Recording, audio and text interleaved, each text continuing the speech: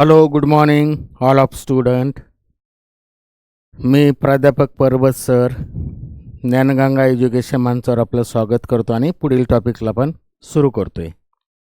Sound वेव्हची theory पाहिली आपण. Sound waves त्याच्या MCQs बघतो आपण. तर आपण लगेचच सुरू करू.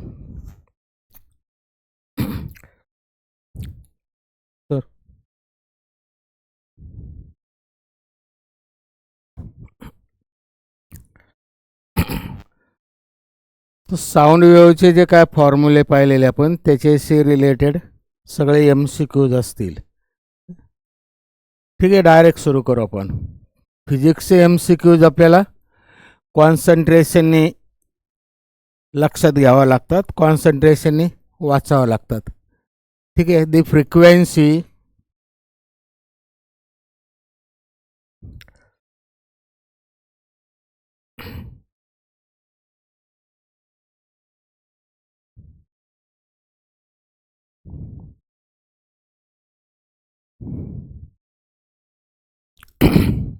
the frequency of a tuning fork is n.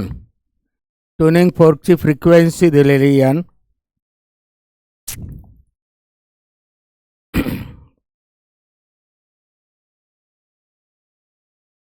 And velocity of sound in ear is v.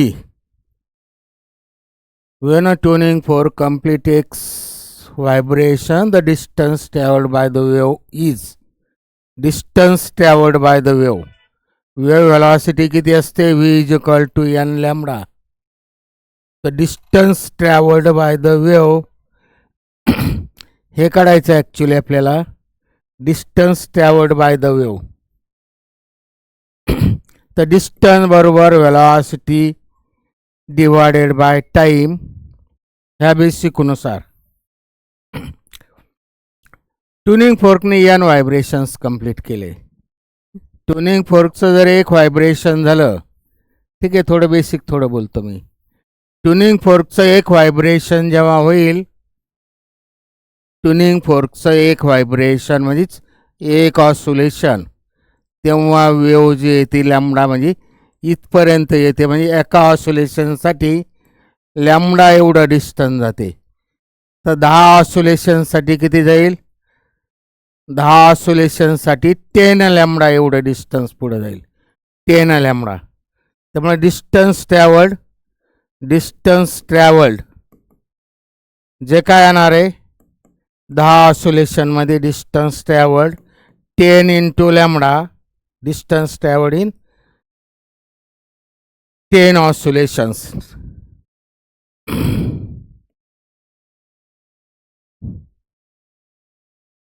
Ten lambda येईल.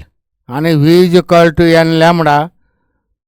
v is equal to n lambda velocity of the wave. याच्यावरनं lambda is equal to v upon n. आणि त्यामुळे इथं लॅम्बडाची value टाकली आपण v upon n. लॅम्बडाची value टाकली पण v अपॉन n. तर इथं 10 ऑसोलेशन नाही म्हणलं, completed in x vibration. X व्हायब्रेशनमध्ये किती येतील? एक्स लॅम्बडा येतील. 10 नाही, तिथं एक्स आहे, त्यामुळे एक्स लॅम्बडा म्हणजे आलं x v upon n. Distance travel एका ऑसोलेशनमध्ये लॅम्बडा अंतर गेलं. एक्स ऑसोलेशन असेल तर 10 असेल तर 10 लॅम्बडा, एक्स असेल तर एक्स लॅम्बडा. आणि मग त्या बेसिकनुसार डिस्टन्स ट्रॅव्हल्ड जे काय आलं ते एक्स लॅम्बडा आणि वेलॉसिटी ऑफ द वेव्ह जे आहे ते बेसिकनुसार लॅम्बडाची व्हॅल्यू काढली, ती टाकली, ती आलं x v upon n. This is the answer. ठीक आहे. पुढचं फिजिक्सचे प्रॉब्लेम सोडवताना फार बेसिकपासून सुरू करावं लागते. हाय रँकने आपण वरच्या लेवलने विचार केला त्याची गरज नसते. मुळापासून विचार करत करत पुढं सरकावं लागतं, तर ते उत्तरं येतात. म्हणजे फॉर्म्युले साधे साधे अप्लाय करून उत्तरं येत असतात. फार हाय रँकचे शक्यतो लागत नाही, मूळ बेसिक फॉर्म्युले लागतात. Which one of the following statement is true. हा थेअरी क्वेश्चन आहे पुढचा. Which one of the following statement is true. The sound wave in air are longitudinal while light waves in air are transverse. Both light and sound waves are in air are transverse. Both light and sound waves are in air are longitudinal. Both the sound waves are transverse and light waves are longitudinal. थोडं basic theory लक्षात घ्यायचं. Sound waves जे आहे, sound as a longitudinal wave motion. Sound जे आहे त्या longitudinal वेव्हजच आहे. आणि साऊंड जे आहे त्या सॉलिड, लिक्विड आणि गॅसेस तिघातूनही जातात. सॉलिड, लिक्विड हे पाहिलेलं आपण.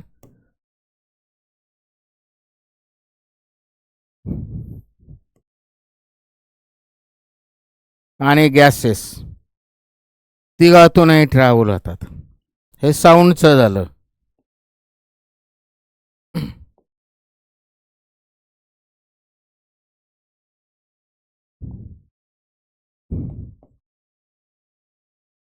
आणि पुढच्या लाईट ज्या वेव्ज आहे, light waves, all types of light म्हणजे सगळ्या टाईपचे रेडिएशन जे आहे तिथे ॲक्च्युली इलेक्ट्रोमॅग्नेटिक वेव्ज आहे. लाईट वेव्ह जे आहे त्या इलेक्ट्रोमॅग्नेटिक आहे. लाईट वेव्हच्या प्रोपॅगेशनसाठी मटेरियल मीडियमची आवश्यकता नसते. म्हणजेच ते असलं तरी जातात आणि नसलं तरी जातात. आणि तिथं जर मटेरियल नसेल तर मग तिथं पार्टिकल कोणत्या डायरेक्शनने व्हायब्रेट होतात त्याचा काही संबंध नाही आहे. म्हणजे पार्टिकलच नाही, तिथं इलेक्ट्रिक आणि मॅग्नेटिक फील्ड वेक्टर्स व्हायब्रेट होत असतात. आणि इलेक्ट्रिक आणि मॅग्नेटिक फील्ड वेक्टर जे आहे ते एकमेकाला परपेंडिक्युलर डायरेक्शनने व्हायब्रेट होत असतात. ॲक्च्युली इलेक्ट्रिक फील्ड वेक्टर ह्या डायरेक्शनने व्हायब्रेट होतात, मॅग्नेटिक फील्ड वेक्टर या डायरेक्शनने. दोघं एकमेकाला लंब व्हायब्रेट होतं आणि लाईट पुढच्या डायरेक्शनने प्रोपोगेट होते. इलेक्ट्रोमॅग्नेटिक वेव्ज म्हणजे कोणत्याही रेडिएशनमध्ये तिथं मटेरियल पार्टिकल नसले, व्हॅक्यूममधनं जर लाईट जात असेल तर तिथं इलेक्ट्रोमॅग्नेटिक वेव्स त्या व्हायब्रेट होत असतात. त्यामुळे तिथं जर पार्टिकल नसेल तर व्हायब्रेशन जे आहे ते इलेक्ट्रोमॅग्नेटिक वेव्हचं येतं आणि ते ट्रान्सवर्ज नेचरचं आहे. त्यामुळे light has a transverse nature. कोणतंही लाईट, इवन कोणतेही रेडिएशन, एनी रेडिएशन, ऑल टाईपचे रेडिएशन हे आपण इलेक्ट्रोमॅग्नेटिक वेव्ज असतात. Has transverse nature, has ट्रान्सवर्ज.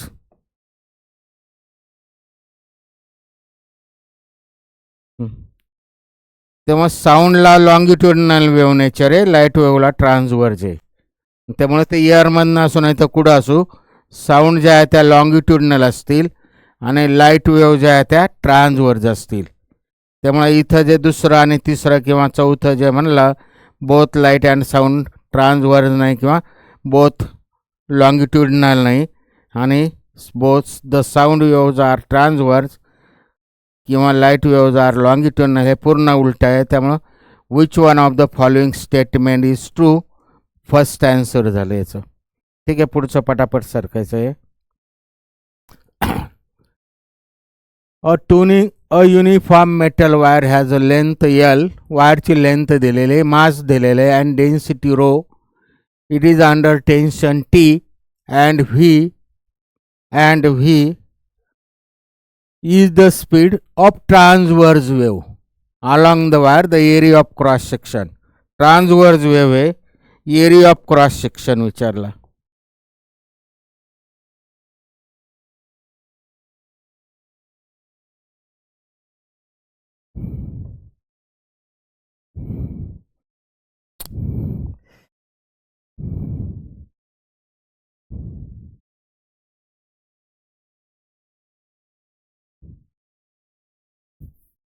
Area of cross section.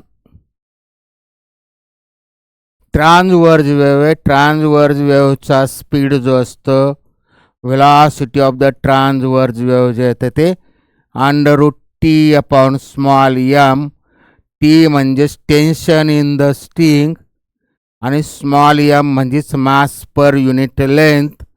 तर स्मॉल m म्हणजेच ॲक्च्युली कॅपिटल M/, लेंथ, आणि कॅपिटल M जे आहे ते इन टर्म्स ऑफ द इथं जे दिलेलं आहे, लेंथ, मास, डेन्सिटी, त्यामुळे डेन्सिटीच्या फॉर्ममध्ये लिहावं लागेल. इथं मास जे आहे ते density is equal to mass divided by volume. Capital M small M इथं शब्दांना स्पेसिफिक अर्थ आहे. कॅपिटल एम म्हणजे total mass divided by total length, that is mass per unit length. याच्यावरनं कॅपिटल एमची व्हॅल्यू इथं टाकली. हे in terms of the density आलं. स्मॉल एमची value in terms of the density. Density into volume म्हणजेच volume. Volume जे काय असतं ते काय असतं, cross sectional area into length divided by हा एल एल कॅन्सल झाला. हे स्मॉल एमची व्हॅल्यू आली. स्मॉल एमची व्हॅल्यू आली 20ची व्हॅल्यू आली. व्ही स्क्वेअर याचं स्क्वेअरिंग केलं. V square is equal to T upon M small M. आपल्याला विचारला क्रॉस सेक्शनल एरिया, त्यामुळे V square is equal to टीची व्हॅल्यू तसंच स्मॉल एमची व्हॅल्यू रो ए आलं. Small M rho into A, rho into A. साधे सिम्प्लिफिकेशनचा भाग आहे. त्यामुळे एची व्हॅल्यू आली किती, T upon rho V square. T upon rho V square हा आला area of cross section. T divided by rho V square. T divided by rho V square, that is the answer. First answer झालं. सिम्प्लिफिकेशनचा भाग आहे. फिजिक्सचे problem सोडवणं म्हणजे कॉन्सन्ट्रेशननी different फॉर्म्युले वापरून simplify करणं, ते जास्तीत जास्त तोंडी करण्याचा प्रयत्न करणं. At hot temperature will the speed of sound in air 2 times the speed of sound at NTP. Speed of sound in air किती असतं, velocity of sound in air आपण पाहिलं. velocity directly proportional to under root absolute temperature root T. velocity of sound in air चा formula काढला पण gamma P divided by rho. P म्हणजेच rho, याची किंमत टाकली आपण. सिम्प्लिफिकेशन थेअरीमध्ये पाहिलं. पी म्हणजेच डेन्सिटी म्हणजेच मास डिवायडेड बाय व्हॉल्यूम, आणि पी व्ही म्हणजेच पुढं N P V is equal to R T upon M. त्यामुळे हे सर्व कॉन्स्टंट झालं. त्याच्यासाठी V directly proportional to T झालं, स्क्वेअर रूट ऑफ टी झालं. हे सर्व केलेलं आहे आपण. थेरी आपण थेरी कन्सेप्ट डोक्यात घेतलं तर आणि तरच आपल्याला ते फॉर्म्युला अप्लाय करता येतो फिजिक्समध्ये. नाही तर फॉर्म्युला माहिती असून उपयोग नाही. त्यामुळे velocity at hot temperature will the speed of the sound. त्यामुळे T is equal to T directly proportional to V square. आता इथं कोणत्या टेम्परेचरला T2 double that of the T1 हे विचारलेलं आहे. म्हणजे T2 अपॉन T1ची व्हॅल्यू 2 झाली. याच्यावरनं 2 इक्वेशन लिहायचे आपण पाहिलं. ते लिहित नाही बसत मी आता. दरवेळेस आपल्याला ते मागं मेथड सांगितली आपण. प्रोपोर्शनॅलिटीचं बेसिक वापरून आपण 2 गोष्टीची कंपॅरिझन प्रोपोर्शनॅलिटीचं बेसिक वापरून डायरेक्ट आपण ते कॅल्क्युलेशन करतो. त्यामुळे T2चं इक्वेशन येईल, T1चं इक्वेशन येईल. हे येईल V2 square upon V1 square. म्हणजेच असं येईल. आपल्याला विचारलं at hot temperature speed double होईल. कोणत्या ॲट हॉट टेम्परेचर होईल the speed of sound in air 2 times speed of the. Actually हे दिलेलं आहे इथं. इथं हे दिलेलं काय, स्पीड ऑफ साऊंड म्हणजे नंतरचा स्पीड जो येतो आधीच्या डबल म्हणजे V2 अपॉन V1 दिलेलं आहे. V2 अपॉन V1 2 दिलेलं आहे. आपल्याला T2 अपॉन T1 काढायचं आहे. म्हणजे कोणतं टेम्परेचर म्हणजे हे T2 अपॉन T1. T2 जे आला ते किती आला, ठीक आहे. T2 अपॉन T1 जे आलं T2 डिवायडेड बाय T1.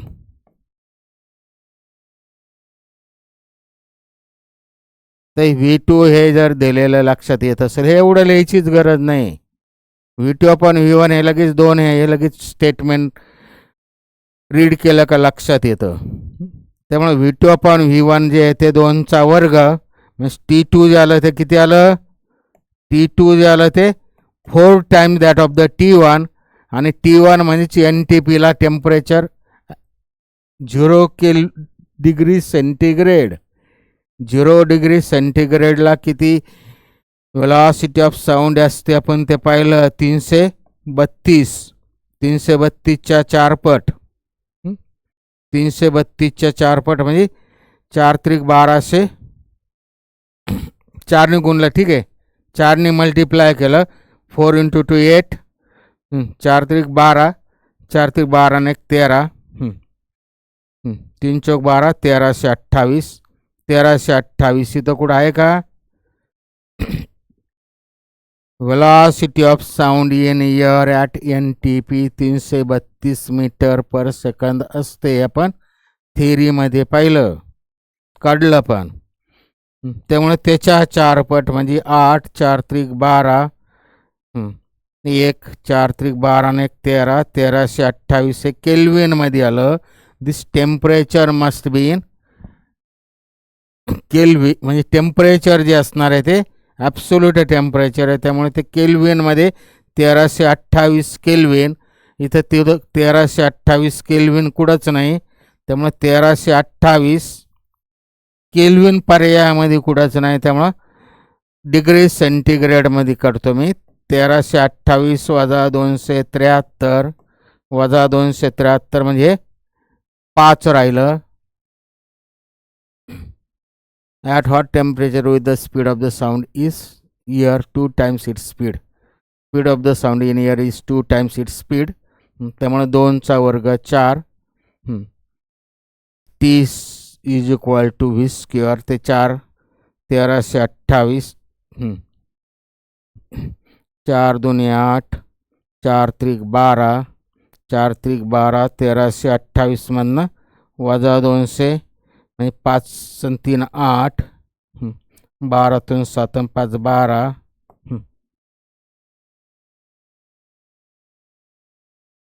किती आलं उत्तर? At hot temperature will the speed of sound in ear be 2 times its speed at NTP. कोणत्या टेम्परेचरला साऊंडचा स्पीड 2 टाइम्स ॲट NTP होईल? म्हणजेच V2 जे आहे ते नंतरची व्हेलॉसिटी, नंतरचा स्पीड जो आहे तो आधीच्याच्या 2 टाइम होईल. Velocity directly proportional to square root of T.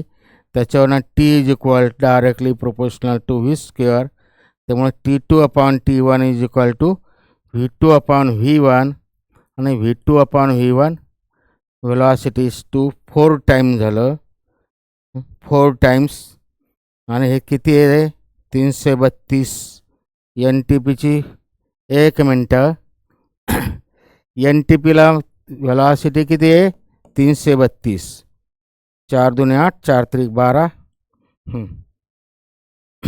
हातचा लेख. 4 त्रिक 12 ने 13. 1328 हे केल्विनमध्ये आलं. 1328 केल्विन मायनस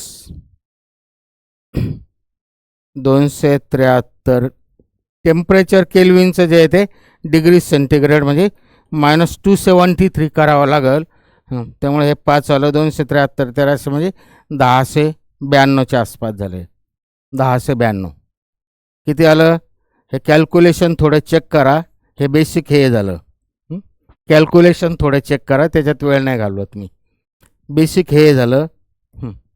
कॅल्क्युलेशन फक्त थोडं चेक करा, कोणतं उत्तर येतं ते बघा. ठीक आहे, याचं मार्किंग करतो मी, पाहिजे तर ते नंतर बघू आपण. फार त्याच्यात वेळ घालवण्यात उपयोग नाही, साधा कॅल्क्युलेशनचा भाग आहे. A passenger is sitting in a train which is moving fast. The engine of the train blows a whistle of frequency n if the apparent frequency of the sound heard by the passenger is f. Then passenger is sitting in a train. ह्या ट्रेनमध्ये कळण्या इतकं बोलतो मी. ह्या ट्रेनमध्ये इथं passenger बसलेला आहे. which is moving fast move होते. The engine of the train blows a whistle of frequency. याच्याच इंजिनचा आवाज येतो, म्हणजे ट्रेनचं जे इंजिन आहे त्याची सायरेन वाजतो. Of frequency N. If the apparent frequency of the sound heard by a passenger is f, then there is no relative motion between. No relative motion म्हणजे दोन्ही एकाच ठिकाणी no relative motion. Relative motion नाही आहे, त्यामुळे काय आलं, जे काय साऊंडचा आवाज आहे तोच apparent frequency is equal to frequency of the fork किंवा इथं फ्रिक्वेन्सी ऑफ द व्हिसल होईल. ॲपरंट फ्रिक्वेन्सी जे आहे ते मशीन याची सायरेन जो काय आहे ट्रेनचा आवाज, ट्रेनचा सायरन आणि दोघं ट्रेनमध्ये बसलेला पॅसेंजर दोघांमध्ये रिलेटिव्ह व्हेलॉसिटी नाही, त्यामुळं जे काय आवाजाची फ्रिक्वेन्सी आहे तीच ते ऐकल. हे थिअरी क्वेश्चन झालं, हे थिअरी झालं थोडक्यात. मॅन तोच there is no relative motion, त्यामुळे apparent frequency is equal to real frequency. Apparent frequency is equal to real frequency. इथं जे सिम्बॉल लिहिलेले त्यानुसार फर्स्ट आन्सर झालं. A man standing between two parallel clips fire a gun and hears two echoes. दोन echoes ऐकूया आता. First after 1 second and second after 4 second. दोन echo ऐकू येतात. पहिला जो आहे तो 1 सेकंदाने आणि दुसरा जो आहे तो 2 सेकंदाने. If the velocity of the sound is 340 meter per second, the distance between clips is. Actually इथं कुठंतरी man standing between two parallel अशा काहीतरी दोन पॅरलल काहीतरी समजा क्लिप्स काय जे असेल ते क्लिप्स किंवा रिफ्लेक्टिंग सरफेसेस झाले. क्लिप्सचं मराठी वर्डिंग काय आहे जे त्यानुसार समजा हे दरीमध्ये उभा आहे, दोन पॅरलल क्लिप्स, हे दोघं रिफ्लेक्टिंग सरफेस झाले. He fire gun and hear two echoes. Gun fire केली आणि दोन इकोज ऐकू आले. दोन इको म्हणजे काय पाहिलं आपण, इको म्हणजे काय पाहिलं, त्यामुळे पहिली केस जी येणार आहे केस first. If the velocity of sound is 340 meter per second, the distance between the clips. याने इथं गन फायर केली, जे काय इकोज ऐकवायला इथं गन फायर केली, त्यामुळे ते गनचा जो आवाज येतो इथं जाऊन आदळला आणि रिफ्लेक्ट झाला. त्यामुळे डिस्टन्स ट्रॅव्हल्ड फर्स्ट केस काय आहे, पहिला इको जो येतो फॉर फर्स्ट केस किंवा for first echo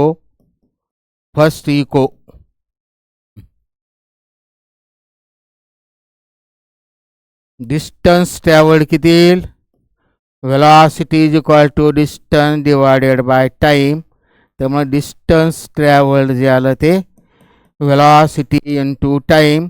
distance travelled जे ते व्हेलॉसिटी इंटू टाईम आणि डिस्टन्स ट्रॅव्हल्ड फर्स्ट केस त्याला डिस्टन्स ट्रॅव्हल्डला मी D1 म्हणतो.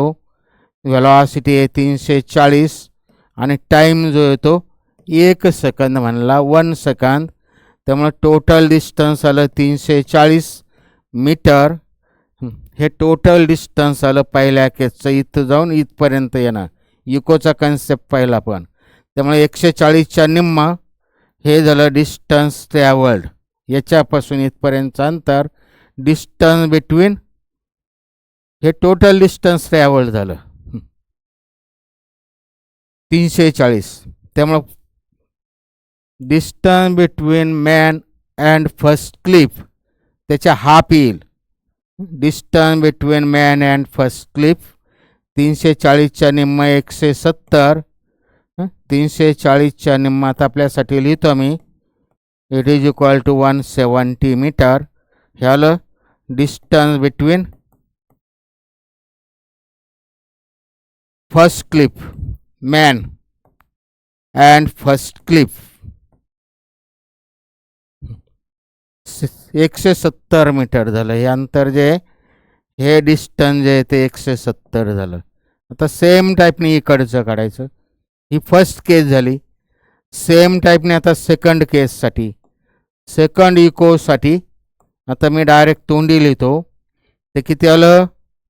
फॉर सेकंड इकोसाठी D2 जे येईल ते 340 वेलॉसिटी इनटू टाईम, म्हणजेच टाईम जो येतो 4 सेकंद आहे, त्यामुळे 340च्या 4 पट, 340च्या 4 पट म्हणजे 4 0 0, 4 चौक 16, 4 त्रिक 12 आणि 13, 1360, 340 3 चौक 12 4 4 चौक 16 म्हणजे 1360 मीटर हे डिस्टन्स झालं टोटल.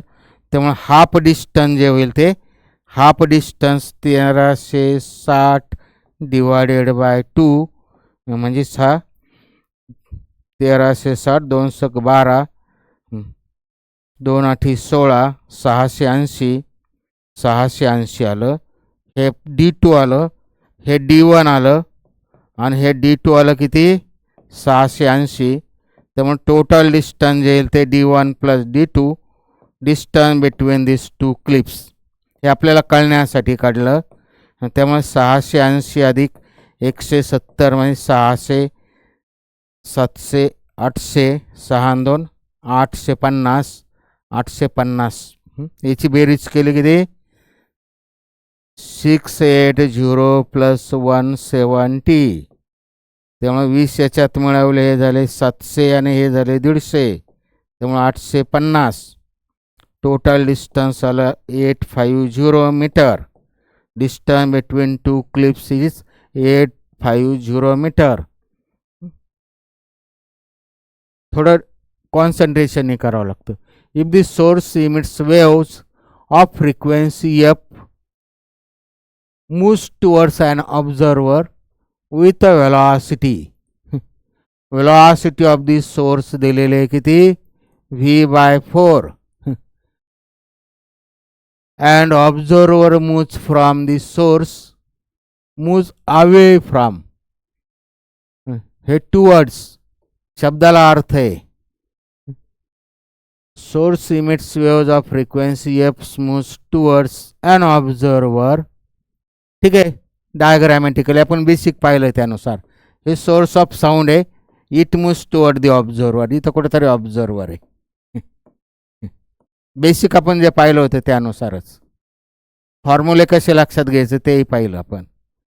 हे डायरेक्शन ऑफ मोशन म्हणजे source of sound moves toward the observer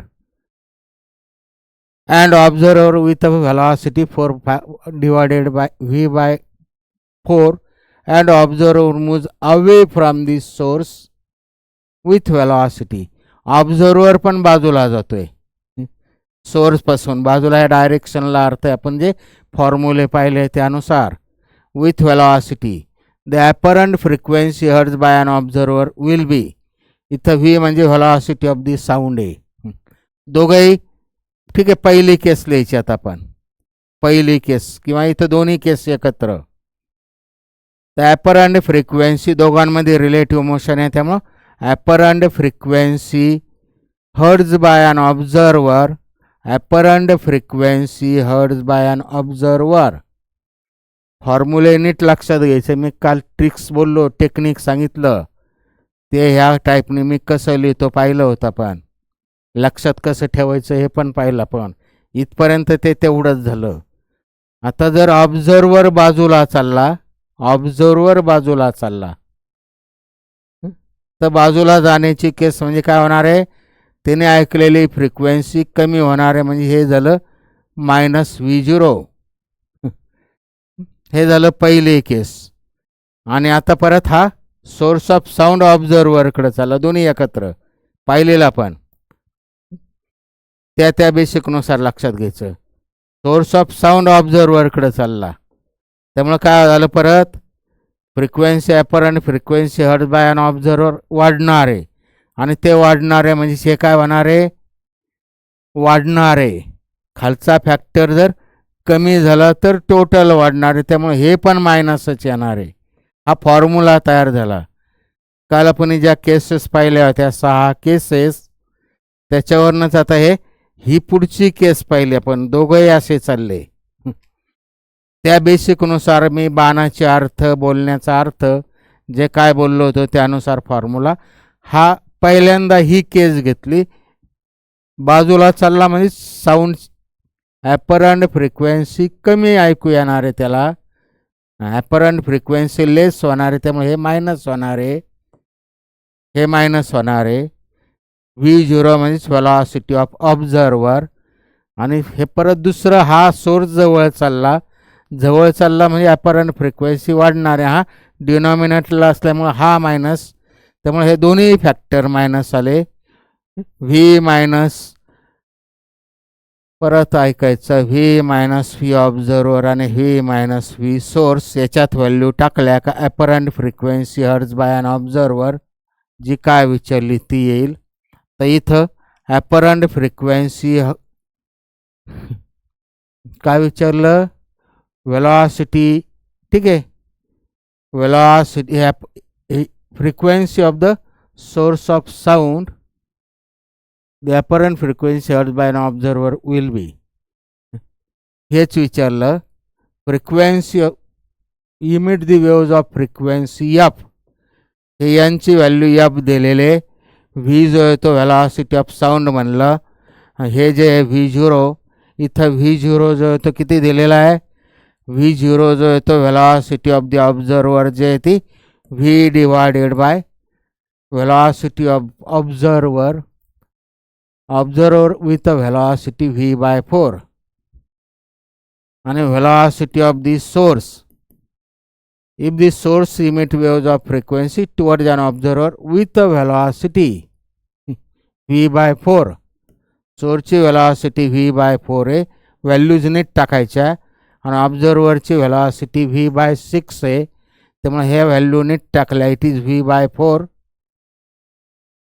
observer V/6 आणि हे V/4, व्हॅल्यूज नीट टाकल्या, पुढे सिम्प्लिफाय केलं तर ॲपरंट फ्रिक्वेन्सी जी आता डायरेक्ट मी कॅल्क्युलेशन करतो, 6V मायनस V म्हणजेच 5V divided by 6, 5V divided by 6, 5V divided by 6, आणि हे 4V मायनस V म्हणजे 3V डिवायडेड बाय 4, त्याच्यापैकी V कॅन्सल झाला, इट इज 5/6 आणि वरती तिरकस होऊन 4/3 आलं, त्यामुळे हे आलं 20, 5 भागिले 6 18, 6 4V मायनस V म्हणजे 3V/4, 3V/4, 3V/4, V cancel झाला, 4/3 चेक करतो मी, बाकी काय नाही. 5 आणि 6 18, 20 भागिले 18 म्हणजे किती आलं ते 20 डिवायडेड बाय 18 म्हणजेच 10 डिवायडेड बाय 9, हे आलं apparent frequency hertz by an observer. एवढंच नाही आलं, अजून हा एफ इथं तसाच आहे, एफ जो आहे तो तसाच आहे. Apparent frequency hertz by an observer जे आलं ते एवढं आलं, ॲक्च्युली इंटू एफ तो तसाच आहे, त्यामुळे इंटू एफ तसाच आहे, म्हणजे इंटू एफ म्हणजे दिस is the answer 10f/9, 10f/9. हे सगळे कॅल्क्युलेशन आपण जस्ट लक्षात घेण्या इतकंच करायचं असतं. बेसिक एवढंच झालं. हे हा फॉर्म्युला क्रिएट करणं आणि त्याच्यावरनं ह्या व्हॅल्यू टाकणं. हा फॉर्म्युला लक्षात घेतला का ह्या व्हॅल्यू टाकल्या का डायरेक्ट 2 स्टेपमध्ये येतं ते. C is the answer. ठीक आहे. पुढचं, bus is moving while a velocity. A bus is moving with a velocity 5 meter per second toward a wall. Same आता मी डायग्रामॅटिकली दाखवतो, त्याशिवाय ते लक्षात येणार नाही आपल्याला. ते फॉर्म्युले रिवाईज नाही होणार. आपण हे फॉर्म्युले काढले होते डॉपलर इफेक्टमधले, ते फॉर्म्युल्यावर एक्झाम्पल आहे. बस इज मुव्हिंग, बस म्हणजे source of sound, is moving with a velocity 5 meter per second toward all. ह्या भिंतीकडे चालली ती. velocity of the bus दिलेले 5 meter per second, शॉर्टमध्ये लिहितो. The driver blows the horn of frequency 165 hertz. Horn जो आला म्हणजे साऊंड जो आहे साऊंडची फ्रिक्वेन्सी दिलेली 165 hertz. If the speed of sound in year is 335, then after reflection of the sound wave, the number of bits heard per second by the passenger in the bus will be. Passenger in the bus म्हणा किंवा ड्रायव्हरनी in the bus म्हणा. थोडं लक्षात घ्यायचं. आता phenomenon of बिट्सवर अवलंबून आहे.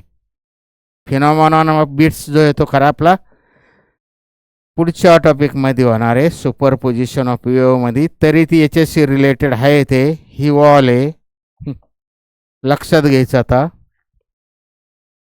ही wall steady आहे, म्हणजे apparent frequency hertz by all. तात्पुरतं apparent frequency hertz by all. इथे जी काय ॲपरंट फ्रिक्वेन्सी येणार आहे, ॲपरंट फ्रिक्वेन्सी ह्या ऑब्झर्वरच्या ऐवजी इथं ऑल आहे, तर apparent frequency hertz by all असं म्हणा पाहिजे. तर किती येणार आहे? By formula. सोर्स त्याच्याकडं बाय फॉर्म्युला आपण जर नेहमी लिहिलं तसंच तेच लक्षात घ्यायचं. सोर्स जवळ जातोय, सोर्सची जी येते व्हेलॉसिटी इथं खाली येत असते, जवळ जातो, त्यामुळं फ्रिक्वेन्सी वाढणार आहे ॲपरंट. त्यामुळे हे फॅक्टर कमी झाला पाहिजे, हा कमी झाला पाहिजे, त्यामुळे हे मायनस येईल. हे फॉर्म्युले आपण लक्षात घेतलेले. तर हे ॲपरंट फ्रिक्वेन्सी म्हणजे इथं वेव गेला याने ऐकलेली ॲपरंट फ्रिक्वेन्सी. इथं कोण असेल समजा ऑल, तात्पुरतं आपण apparent frequency hertz by all असं म्हणू. ती जी येते ते किती येते? 165 दिलेलं आहे. वेलॉसिटी 335 डिवायडेड बाय 335 दिलेल्या व्हॅल्यूज टाकतो मी, minus with the velocity of the source 5. त्यामुळे याला 165 into 335 divided by 330. 335 divided by 330 म्हणजे हे काय आलं? 165 आणि 365 भागिले 3 330. 335 भागिले 330 म्हणजे काय होणार आहे? थोडी वाढणार आहे ॲपरंट फ्रिक्वेन्सी, थोडी वाढणार आहे. जवळ चाललं म्हणजे वाढणार आहे याने ऐकलेली. हे बेसिक आपल्याला आकडे कळून घ्यावं लागतात, त्याच्या मागचं बेसिक लॉजिक कळून घ्यावं लागतं, तर आणि तरच ते येतं, नाही तर काही उपयोग नाही. हे 165 335 अपॉन 335 मायनस 5 म्हणजे 330. त्यामुळे याचा भागकार जो आला 5ने भाग दिला, द्यायची गरज नाही तरी देतो मी. 165 आणि 5 36 30 राहिले, 5 36 हे 66 आले आणि हे वरचं 67 येईल. त्यामुळे ते आलं 67 डिवायडेड बाय 66. याचा भागकार जो येईल 1.165 इंटू याचा भागकार जर कळत असेल करतो मी. 1 पॉईंट भाग नाही गेला, 0 पॉईंट भाग परत आता 100 राहिले, 66 भाग नाही गेला, 1 राहिला, 10 भाग नाही गेला, 100 1चा भाग गेला, 66 मधनं म्हणजे 40पेक्षा कमी म्हणजे 36 राहिले, 36 म्हणजे 5चा भाग गेला. त्यामुळे हे जे आलं हे साधे कॅल्क्युलेशन, आपल्याला आकडे फार लक्षात घ्यावं लागतात, साधे सिम्प्लिफिकेशन तोंडी यावं लागतात. आता हे 165 आणि हे 335 भागिले 330 याचं कॅल्क्युलेशन आपल्याला लगेच तोंडी कळलं पाहिजे. काही थोडं वाढणार आहे, म्हणजे कितीने वाढणार आहे म्हणजे इथं दिसतंय 67 डिवायडेड बाय 66, 67 डिवायडेड बाय 66 म्हणजेच त्याचं कॅल्क्युलेशन आलं 1.015 आणि 1.015 म्हणजे 165ला 1.015ने मल्टिप्लाय केलं तर ते कितीने वाढेल लगेच कळलं पाहिजे. हे जर कळत असेल तर 1ने म्हणजेच 1.5ने वाढलं असतं आणि पुढचा 5 हे डेसिमल कळून घ्यावं लागतं आपल्याला, तर ते कॅल्क्युलेशन तोंडी येतात. त्यामुळे हे 2.5च्या आसपास वाढेल, हे 1.5ने आणि पुढचा म्हणजेच 0.8ने म्हणजेच 2.5च्या आसपास वाढेल. त्यामुळे हे 165 आणि 2.5 म्हणजे 167.5 हर्ट्ज झाली, ही फ्रिक्वेन्सी झाली. Apparent frequency hertz by an observer म्हणजे इथं ऑल आली 165 तोंडी उत्तर आहे. कॅल्क्युलेशन पूर्ण प्रॉब्लेमच तोंडी आहे. हे येणे ऐकलेला आवाज तेवढा आला आणि आता तिथून रिफ्लेक्ट होऊन परत येणे ऐकलेला आवाज जो आहे पॅसेंजर इन द बस तिने ऐकलेला, ह्या ॲपरंट परत त्याला ऐकू येणार आहे. ॲपरंट ती मला त्याला मी N2 म्हणतो, ती किती येणार आहे N1 व्ही. आता फॉर्म्युला काय तयार होतो बघायचं. N1 V divided by V. मी आहे तसं नेहमी सर्कल लिहितो. आता हे काय चाललं, इथून येणारा आवाज तासाचे हा जवळ चालला, सोर्स ऑफ साऊंड जवळ चालला, त्यामुळं काय झालं, एक मिनिट ऐकायचं, नीट ऐकायचं. आता इथं सोर्स ऑफ साऊंड हा झाला खरा, हा सोर्स ऑफ साऊंड झाला. ऑल तिथून रिफ्लेक्ट होते म्हणजे तो सोर्स ऑफ साऊंड झाला. तर रिस्पेक्टिव्ह ऑब्झर्वर जवळ चालला. ऑब्झर्वर जवळ जात असेल तर त्याचं काय येतं, ऑब्झर्वर जवळ जात असेल तर तो वाढणार आहे आणि त्यामुळे ते किती येणार आहे, ते ऑब्झर्वर जवळ चालला त्यामुळे त्याने ऐकलेली जास्त, त्यामुळे प्लस V0 येईल. आणि मग हे आलं N2 जे आलं ते N1 म्हणजे 165 आणि V प्लस V0.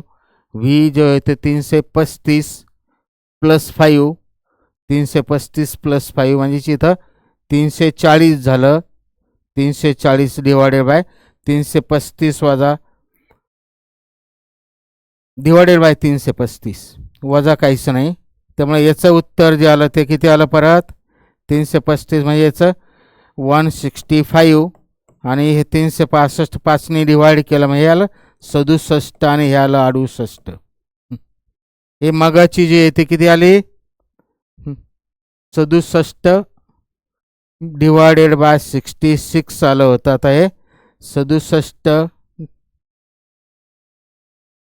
म्हणजे हे जे काय आलं आता ह्या कॅल्क्युलेशननुसार 340ला म्हणजे किती 335ला जे आलं होतं 67 आणि त्यामुळे हे 68 हे आलं 165 इंटू जे काय येणार आहे ते परत हे किती येणार आहे 1.014 अशाच टाईपने येणार आहे 1.014. फक्त आता इथं 165 नाही राहणार, हे इथं सोर्स ऑफ साऊंड झाला त्यामुळं इथं N1 जे आहे ते किती होणार आहे N1 जे आहे ते 167.5 हे N1 होणार आहे. सोर्स ऑफ साऊंड हा जो काय वेव आली इथून हा साऊंड झाला, याची ॲपरंट म्हणजे याची पुढच्याची सोर्स ऑफ साऊंड झाला. थोडं नीट लक्षात घेतलं तर आपल्याला विथ रिस्पेक्ट टू आहे. त्यामुळे हे N1ची किंमत इथं N2 is equal to N1 आणि N1 जे आलं ते 167.5 त्यामुळे हे आलं 167.5 आणि इंटू दॅट म्हणजे ते परत आलं 167.5 इंटू मगाच्या सारखंच. हे जर कळत असेल तर याचा भागाकार 1.105च्या आसपासच येईल आणि मग ते टोटल होईल 100 परत 2.5ने वाढेल. हा जर फॅक्टर कळत असेल तर 167 68 69 70 170 हर्ट्ज होईल. 170 हर्ट्ज होईल.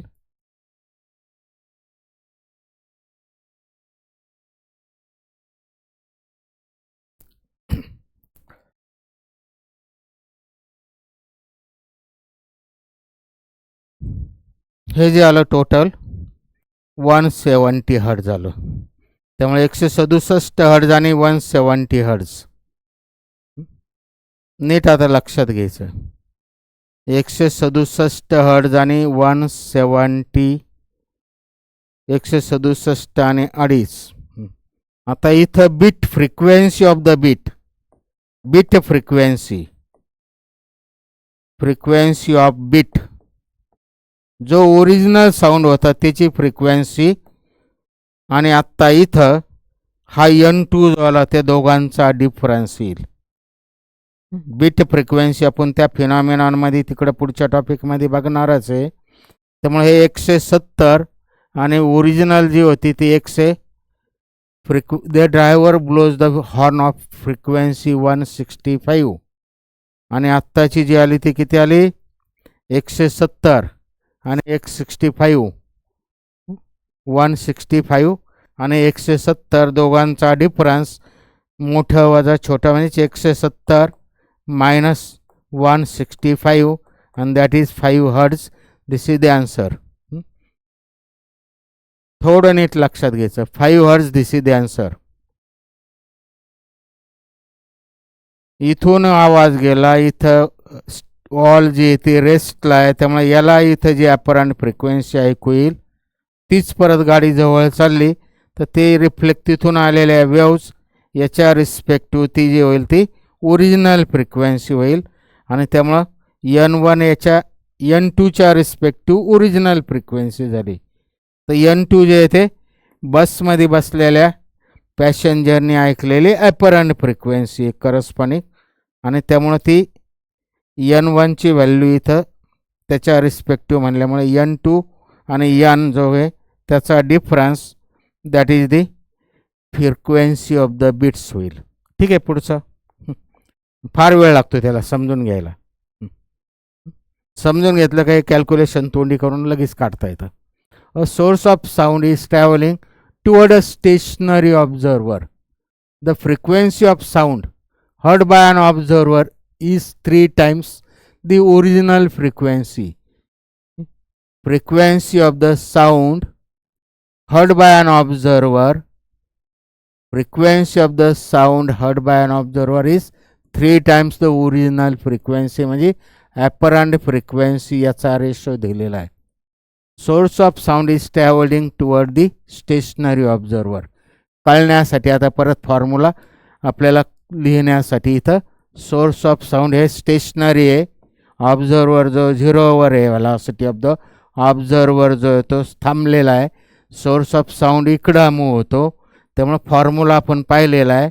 ॲपरंट फ्रिक्वेन्सी जी येते ती बेसिक फॉर्म्युला आपण कसा लिहायचा ते डोक्यात घेतलेलं आहे. आता सोर्स ऑफ साऊंड जर तिकडं मूव्ह होत असेल सोर्स ऑफ साऊंड ह्या डायरेक्शनला अर्थ आहे. सोर्स ऑफ साऊंड जर तिकडं मूव्ह होत असेल तर ॲपरंट फ्रिक्वेन्सी वाढणार आहे त्यामुळे हे मायनसच येणार आहे. मायनसच काय सोरची व्हेलॉसिटी निगेटिव्ह आणि ती खाली येते सोरची खाली येते आणि ती निगेटिव्ह पॉझिटिव्ह का ते आपण पाहिलेलं आहे. त्यामुळे velocity of the source of sound total apparent वाढणार आहे त्यामुळे हे मायनस झालं तर खालचा फॅक्टर कमी होईल आणि टोटल फॅक्टर वाढेल. त्यामुळे NA अपॉन N दिलेलं आहे. डायरेक्ट किमती टाकतो आता इंटू व्हेलॉसिटी काय जे विचारलेलं आहे original frequency. If the velocity of the sound is V, velocity of the sound is V. त्यामुळे Vs किती आहे a source of sound is traveling with a stationer towards a stationary observer. The frequency of the sound heard by an observer T original frequency. If the velocity of sound is V, the speed of sound is साऊंडचा speed विचारला म्हणजे आपल्याला इथं काय विचारलं the velocity of the sound is V. The speed of the सोर्सचा speed विचारला म्हणजे Vs विचारलं इथं डायरेक्ट. त्यामुळे इथं सिम्प्लिफिकेशन करतो मी डायरेक्ट 3V इकडं आलं गुणाकार झाला 3V minus 3V minus 3Vs is equal to V. त्यामुळे हा V इकडं आला 3V मायनस V बरोबर twice V is equal to 3Vs. त्यामुळे Vs जे विचारलं source speed of the source म्हणजे Vs जे विचारलं ते किती आलं 2 divided by 3 2V divided by 3. This is the answer 2 V divided bye 3 2v divided by 3 म्हणजेच हे फर्स्ट आन्सर झालं. इथं जे काय असेल त्यानुसार particle performs SHM wavelength, the velocity of the wave and the maximum particle velocity are related. पार्टिकलची velocity जी असते, मॅक्सिमम पार्टिकल व्हेलॉसिटी जी असते ती ए ओमेगा असते. ती आपण त्या याच्यामध्ये पाहणार आहे किंवा दुसऱ्या टॉपिकमध्ये ऑसोलेशन तिकडे तिकडे होणार आहे, बऱ्याच ठिकाणी झालेलं असतं. ही पार्टिकल व्हेलॉसिटी आहे, पाहिजे तर लिहितो आपल्यासाठी. Particle maximum particle velocity.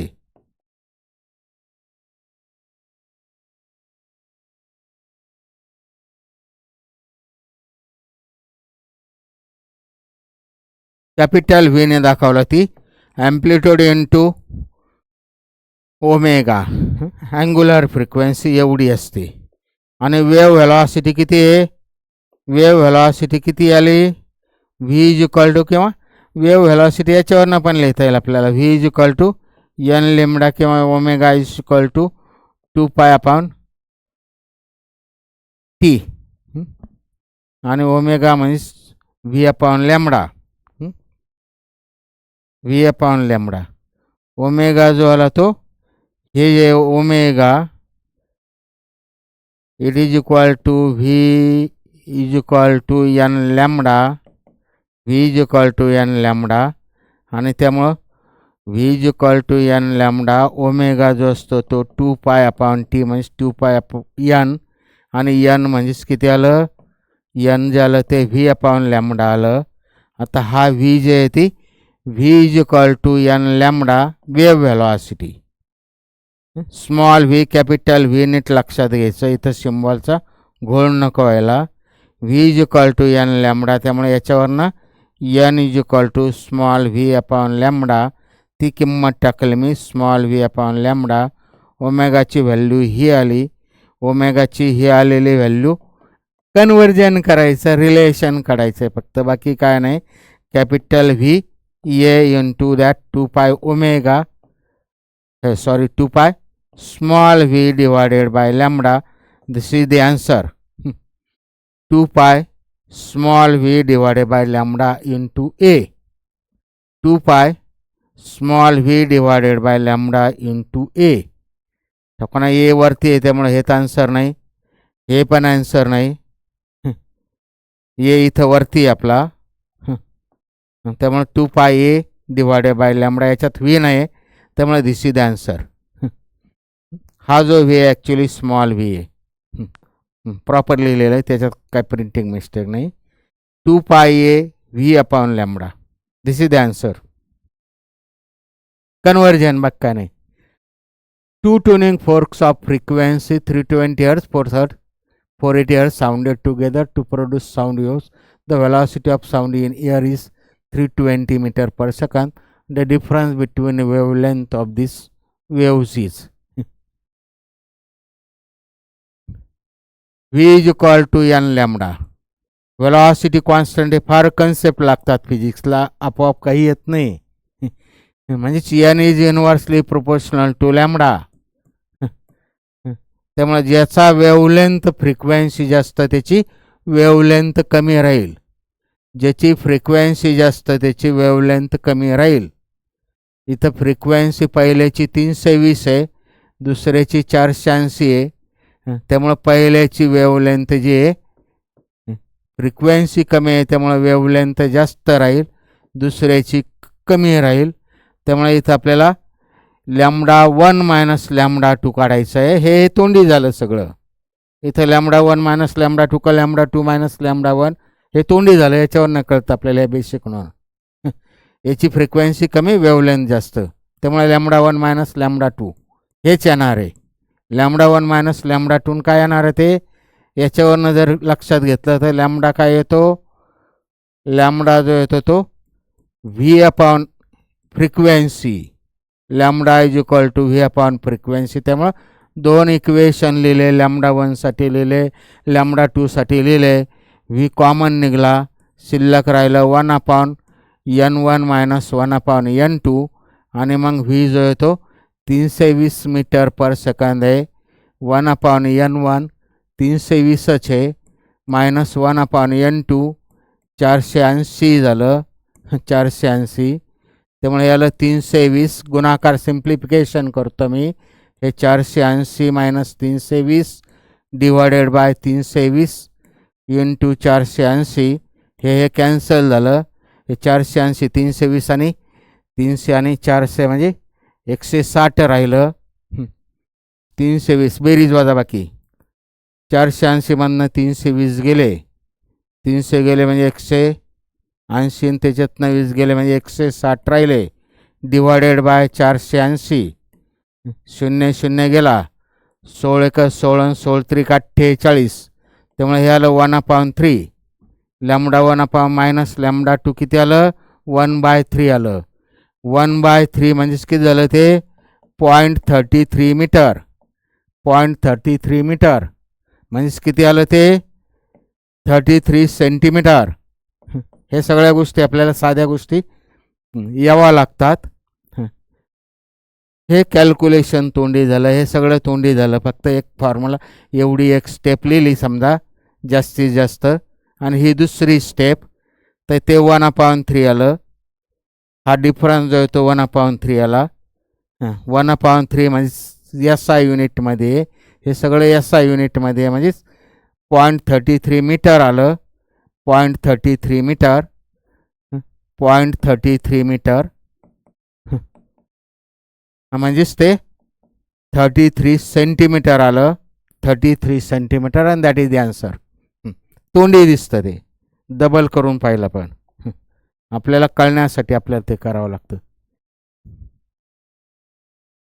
पुढचं राहिलेलं, what is the ratio of the velocity of sound in hydrogen to that of the helium at same temperature. Same टेम्परेचरला अर्थ आहे मॉलिक्युलर रेट ऑफ हेलियम दिलेलं आहे, हायड्रोजन दिलेलं आहे.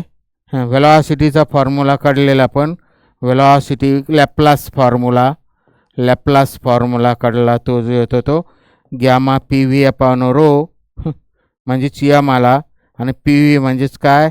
गॅमा RT/m आला. आता इथं velocity of the sound in air R constant आहे, T कॉन्स्टंट आहे. फॉर सेम टेम्परेचर म्हणलं, R कॉन्स्टंट आहे, T कॉन्स्टंट आहे. त्यामुळे इथं जे आलं ते directly proportional to square root of gamma and inversely proportional to the molecular weight. म्हणजे इथं कॅपिटल M. ह्या बेसिकनुसार आता काय विचारलेलं आहे? What is the ratio of the velocity of sound in hydrogen. जे काय विचारलं ते क्रमवार हायड्रोजन आधी विचारला, नंतर हेलियम विचारलं. आता फॉर्म्युला नीट ऐकायचं. याच्यावरनं 2 केसेस आल्या. डायरेक्ट लिहितो मी, लिहिण्याची मेथड बघायची आपण. याच्या आधी पण पाहिलं. गॅमा वरती आहे, गॅमा डायरेक्टली प्रोपोर्शनल, त्यामुळं गॅमा आणि इनव्हर्सली प्रोपोर्शनल टू M. त्यामुळं हे ह्या टाईपने मी लिहिलं. गॅमाला डायरेक्टली प्रोपोर्शनल, त्यामुळं H समोर H आणि H समोर H, आणि मासला इनव्हर्सली प्रोपोर्शनल आहे, त्यामुळं H इकडं खाली आणि H हेलियम इकडं. ह्या व्हॅल्यू झाल्या, आणि हा रेशो दिलेला आहे. गॅमा म्हणजेच हा गॅमा जो आहे तो कोणाचा आहे? हायड्रोजनचा गॅमा हा आहे 7/3. दिलेला जो आहे तो गॅमा हायड्रोजन क्रमवारच लागतो आपल्याला, डिवायडेड बाय गॅमा हेलियम. हे लगेच तोंडी दिसतं आपल्याला. 7/5 डिवायडेड 5/3 म्हणजे 21 तिरकस होऊन 7/5 डिवायडेड बाय 5/3 म्हणजेच ते आलं 7 × 21 डिवायडेड बाय 24. 21 divided by 25. 25 हे तोंडी दिसते आकडे सगळे आपल्याला. आकडेमोड फिजिक्स 7 × 21 भागिले 25. आणि मासचा रेशो दिलेला आहे. मास किती? हिलियमचं 4 आहे आणि हायड्रोजनचं 2 आहे. त्यामुळे हे 2 2 4. रूटमध्ये आलं 42 डिवायडेड बाय 25 टोटल रूटमध्ये. त्यामुळे रूटच्या बाहेर आलं 42 रूटमध्ये आणि 25चं स्क्वेअर रूट निघालं 5 आलं. This is the answer. 25 divided रूटमध्ये 42 डिवायडेड बाय 5. कॅल्क्युलेशन तोंडी करायचे असतात. फिजिक्सचं कन्सेप्ट कळणं हा एक भाग राहतो. कन्सेप्ट कळून त्याचं ॲप्लिकेशन करणं हा दुसरा भाग असतो आणि कॅल्क्युलेशन हा तिसरा भाग असतो. हे तिन्ही भाग आपल्याला पूर्ण कॉन्सन्ट्रेशन आपण कधीच करत नाही आणि त्यामुळं मग फिजिक्सचं अडचणी येतात. मेन कारण ते कन्सेप्ट पहिल्यांदा आपण कळून घेत नाही. दुसरं कन्सेप्ट कळलं तरी त्याचे ॲप्लिकेशन फॉर्म्युल्यात किमती टाकणं कळत नाही. तेही कळलं तरी कॅल्क्युलेशनचा भाग साधे साधे मॅथमॅटिक्सच्या स्टेप्स आपल्याला त्याला वेळ लागतो. ह्या तिन्ही गोष्टीमुळं फिजिक्सला अडचणी येतात.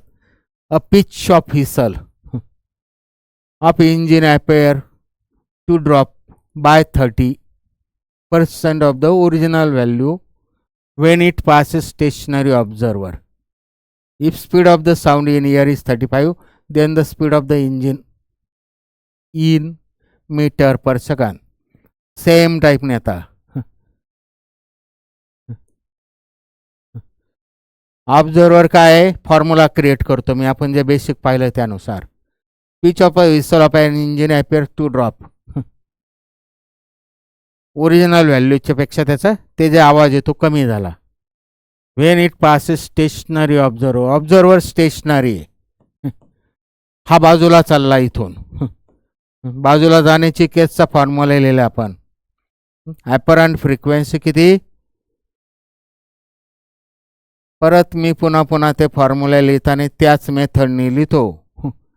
सोर्स ऑफ साऊंड बाजूला चालला त्यामुळं ॲपरंट फ्रिक्वेन्सी कमी होणार आहे. त्यामुळं इथं सोर्स ऑफ साऊंडची व्हेलॉसिटी खाली येते आणि ते कमी होणार आहे. म्हणजेच काय आलं पाहिजे ते -v डिवायडेड बाय व्ही आणि VS मायनस आलं पाहिजे का प्लस. तो पण ते कमी होण्यासाठी हे प्लस पाहिजे. खालचा फॅक्टर हा प्लसच पाहिजे. फॉर्म्युला मी आपण जे बेसिकनुसार पाहिलं त्यानुसार तो डोक्यात घेऊन क्रिएट केला, तयार पाठ नाही केला. बेसिक कन्सेप्टनुसार तो लिहिला. आता इथं NA/N किती आहे, 30% कमी झालं. बाजूला जाताना जे काय ॲपरंट फ्रिक्वेन्सी आहे ती 30% कमी झालं. म्हणजेच इथं NA divided by N drop झालं. ड्रॉप म्हणजेच हे जर 100 असेल, आधीचं 100 असेल तर हे 30 झालं. म्हणजे 30ने कमी झालं म्हणजे 70 झालं. म्हणजे आलं 7/10. NA डिवायडेड बाय N 7/10 म्हणजे 0.7 आलं. ॲक्च्युली मुद्दाम तसं लिहिलं. Then the speed of the engine. Speed of the engine म्हणजे इथं velocity of the source of sound काढायची. VS काढायचं मागासारखंच. V दिलेलं आहे. Velocity of speed of the sound म्हणजे V दिलेलं आहे 350 भागिले 350 अधिक VS काढायचं आहे. हे कॅल्क्युलेशन जे काय येईल ते करा. जे काय म्हणजे सेकंदात येत असतं कॉन्सन्ट्रेशनने केलं तर. हे 350 गुणिले 7 म्हणजे इकडं घेतलं मी, हे इकडं घेतलं, हे आलं 3500. 0 करतो मी 0. 7 5 35 3 आले 7 त्रिक 21 आणि 3 24. 2450 अधिक 10 VS. 2450 अधिक 10 VS बरोबर 3500. 0 त्यामुळे 10 VS बरोबर किती आलं 10 VS. साधे कॅल्क्युलेशन तोंडी आपल्यासाठी करावं लागतं. 2450 तिकडे जाऊन वजा झाले म्हणजे 3500मधनं 2500 गेले म्हणजेच 1000 राहिले असते. ते 2400 गेले. 2450 एवढे राहिलं. VS जे आलं ते 1050 भागिले 10 म्हणजेच 105 आलं. 105 आलं. VS जे आलं ते किती आलं डिवायडेड बाय 10. 2400 10 VS. 3500तून 2450 गेले. 3500तून समजा 2500 गेले असते. 1000 राहिले असते. 1000च्या ऐवजी 50 अजून 1050 राहिले. 10 VS 10 VS 10 VS नाही, 10 VS नाही, किती VS आहे? 7 आहे, 7. गुणाकार जर केला याचा तर हे आत्ता गुणाकार हे इकडे आलेले 7 VS बरोबर 1050. त्यामुळे VS ची व्हॅल्यू जी आली ती किती आली?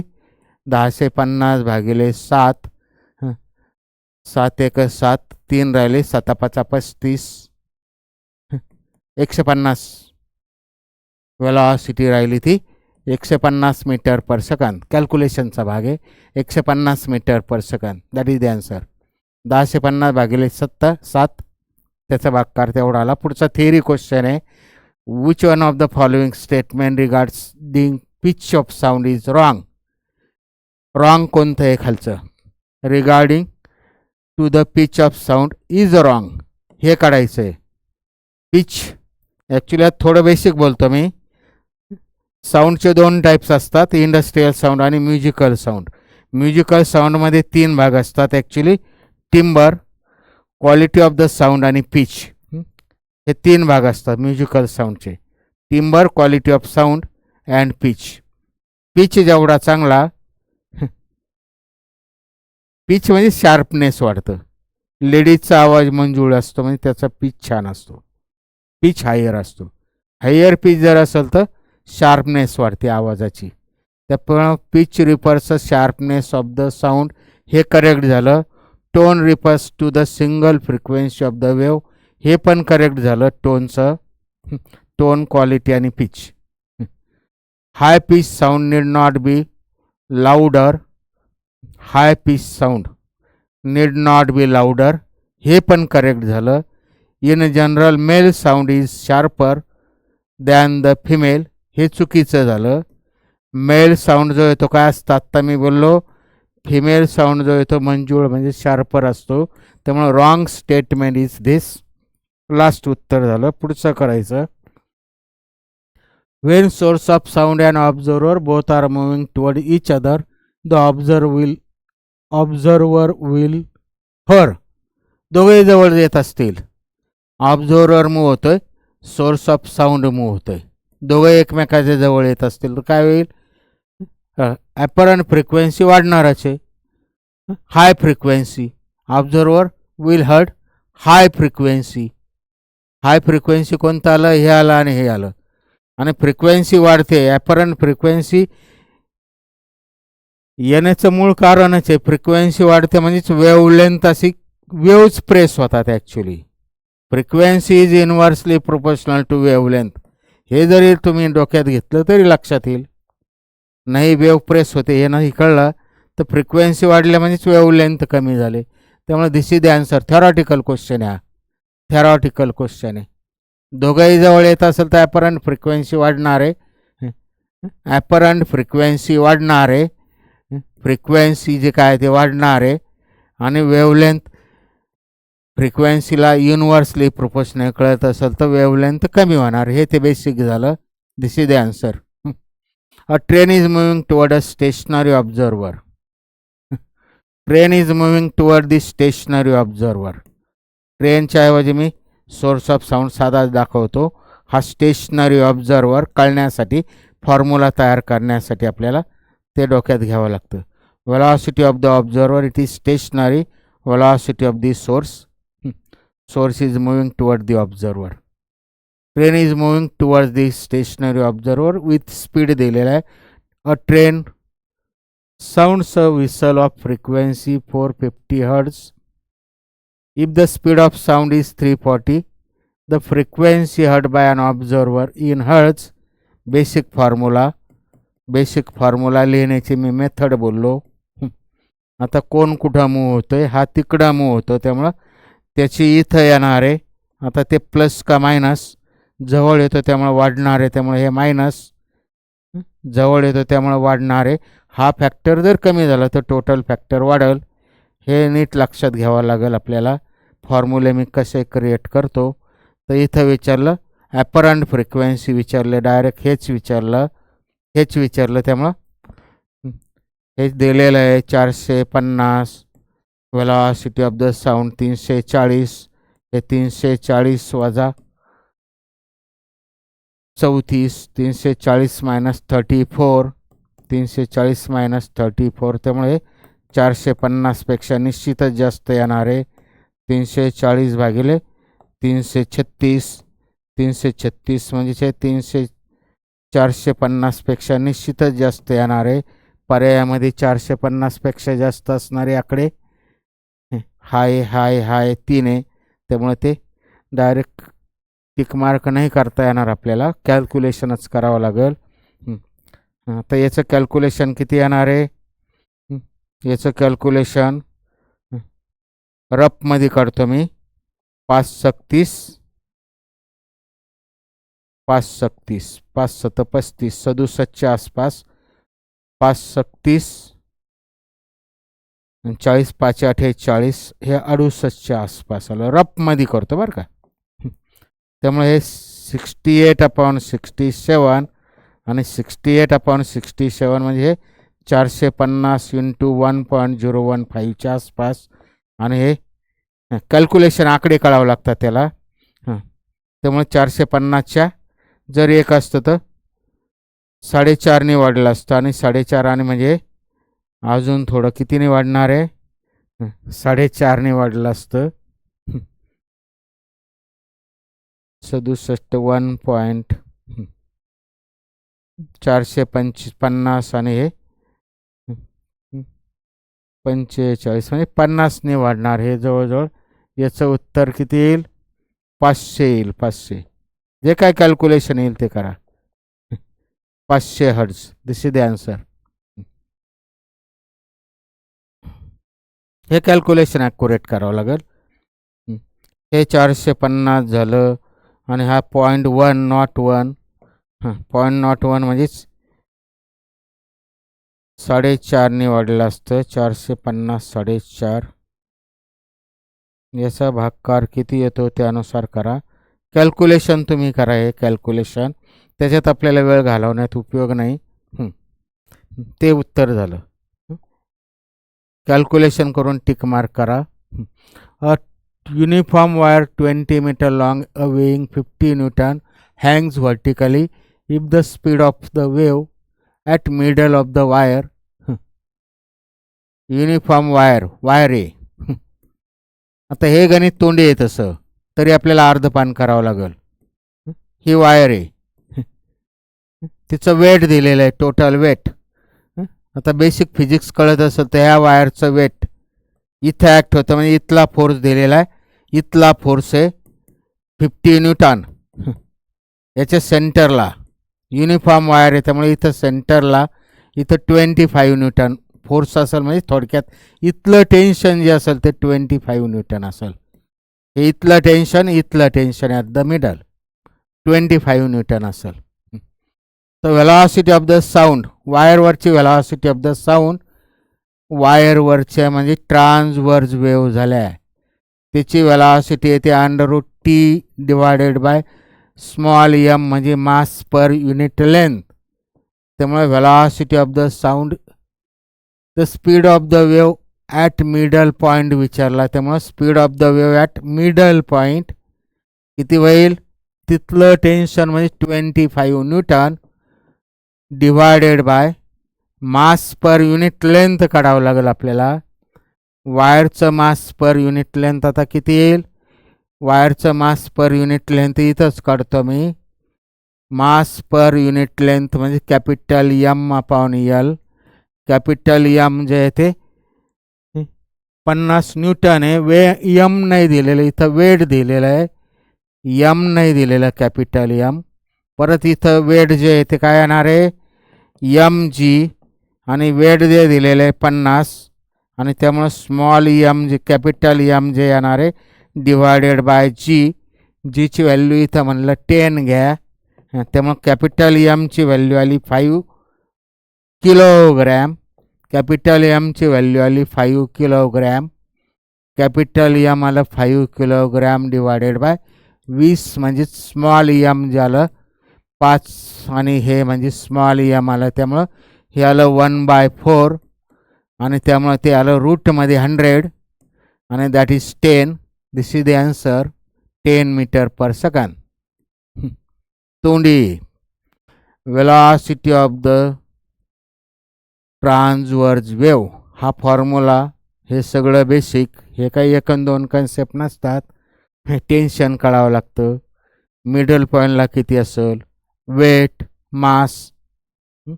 मास पर युनिट लेंथ, हे 4-5 गोष्टी कन्सेप्ट जर क्लिअर असतील त्या 4-5 गोष्टी लगेच तोंडी कॅल्क्युलेशनने आपल्याला 1-2 स्टेपमध्ये येतात. त्यामुळे 1 आणि 2 कन्सेप्टवर फिजिक्सचं काय नसतं, बरेचसे 2-4 कन्सेप्ट एकत्र असतात. when both source and listener are approaching each other, the observed frequency of sound is given by VL and VS is the velocity of listener and source respectively. NA radii. Observed frequency of sound is given by. ठीक आहे, आता मी फक्त formula तयार करतो, calculation तुम्ही करा. किंवा इथं ॲक्च्युली थेरी फॉर्म्युलाचे, सोर्स फॉर्म्युलाचे म्हणजे थेरीचे बेसिक, दोघंही एकमेकाकडे येतात. सोर्स ऑफ द साऊंड आणि source velocity of the observer दोघंही. त्यामुळे ॲपरंट फ्रिक्वेन्सी किती येते, बेसिकनुसार लिहितो मी. तर हा जवळ येतो म्हणजे फ्रिक्वेन्सी वाढणारे, म्हणजे हे प्लस आलं, आणि हा जवळ येतो म्हणजे परत फ्रिक्वेन्सी वाढणारे आणि त्याचं खाली येतं आणि ते मायनस आलं. त्यामुळे हे झालं त्याचं फॉर्म्युला. ॲपरंट फ्रिक्वेन्सी हर्ज बाय अन ऑब्झर्वर. आता इथं जे काय सिम्बॉल लिहिले त्यानुसार आता मी लिहितो. इथं ॲपरंट फ्रिक्वेन्सीला काय म्हणलं, किंवा frequency of the radiant frequency म्हणजे सोर्स ऑफ साऊंडच्या फ्रिक्वेन्सीला NO म्हणलं. वेलॉसिटी ऑफ द साऊंड हीच म्हणलं. किमती फक्त जे काय सिम्बॉल आहे ते. वेलॉसिटी ऑफ द ऑब्झर्वर म्हणजे लिस्नर म्हणलं, इथं शब्द लिहिलेले, आणि वेलॉसिटी ऑफ द सोर्स म्हणजे हे लिहिलं. हे फॉर्म्युला एकच झाला, फक्त आपण त्या फॉर्ममध्ये लिहिला. याला काय म्हणलं, ॲपरंट फ्रिक्वेन्सीला नुसतं एन म्हणलं, ॲपरंट फ्रिक्वेन्सीला फॉर्म्युल्यामध्ये एन म्हणलं. त्यामुळे एन प्लस मायनस, एक मिनटं, काय प्लस आणि मायनस, जवळ येतं प्लस झालं, हे जवळ चाललं मायनस झालं. त्यामुळे हे प्लस मायनस फक्त हे लक्षात घ्यायचे, प्लस आणि हे minus. VL VS plus minus, आणि हे झालं, that is answer, plus minus. Theory question आहे तो. Vibrating tuning fork produces concentric circus waves on the surface of water. The distance between 11 crust 1 meter. The velocity of the wave on the surface of the water is 30 meter. The frequency of the tuning fork V is equal to n lambda. साधं basic, frequency विचारलं V upon lambda. आता lambda किती आहे, नीट थोडं लक्षात घ्यायचं, जे काय वाक्य रचना दिलेले. A vibrating tuning fork produces concentric circular waves on the surface of the water. The distance between 11 crust is 11 क्रस्टचं अंतर जिथून सुरू झाले तिथून 11 नंबरचं क्रस्ट. कारण पहिलं, दुसरं, तिसरं क्रस्ट 11 नंबरचं क्रस्ट समजा इथं आलं, इथून सुरू झालं तर याच्यातलं अंतर आहे ते 1 मीटर. 11 नंबरचं जे क्रस्ट येईल, म्हणजे 11 नंबरचं म्हणजे याच्या आधीचं 10 वेव्स तयार होणार आहे. वेव्स ज्या आहेत त्या 10 तयार होणार आहे. क्रस्ट 11 नंबरचं म्हणजे वेव्ह किती तयार होणार आहे, 10 वेव्स तयार होणार आहे.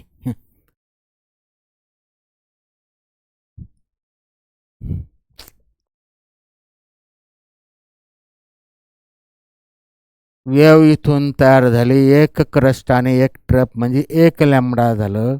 म्हणजेच 2 क्रस्ट आणि ट्रप शेजारचं म्हणून 1 लॅम्बडा तयार होतं. त्यामुळे इथं हे जर 11 नंबरचं क्रस्ट जर इथं येत असेल हे, तर याच्या आधीच्या 10 लॅम्बडा होतील, 10 लॅम्बडा होतील म्हणजे 10 वेव्स तयार होतील.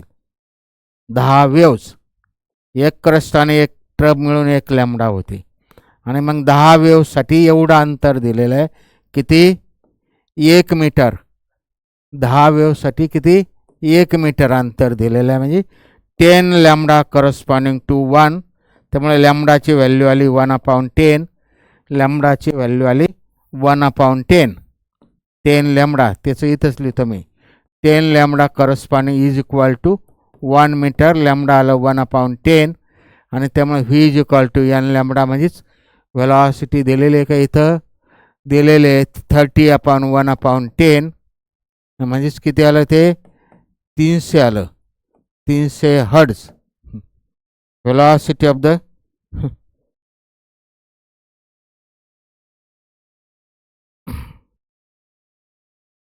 300 हर्ट्ज आलं.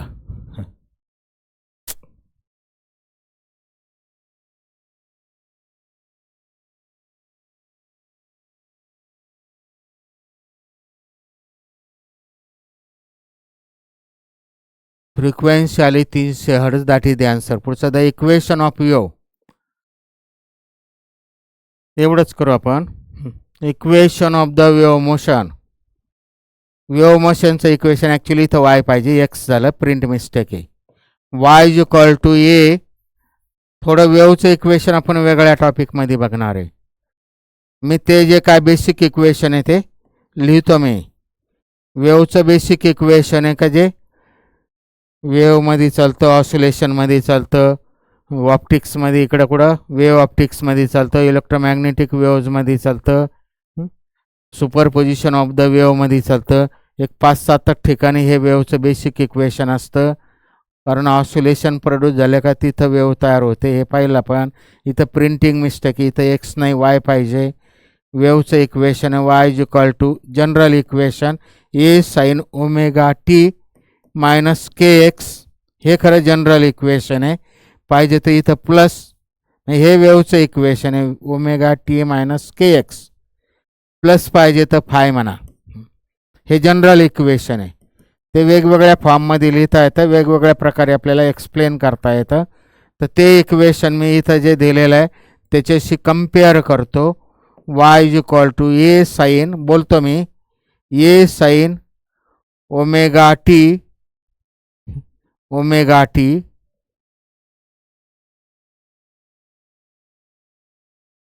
इथं टी पाहिजे, टीची प्रिंटिंग मिस्टेक आहे, इथं पण टी पाहिजे. Omega T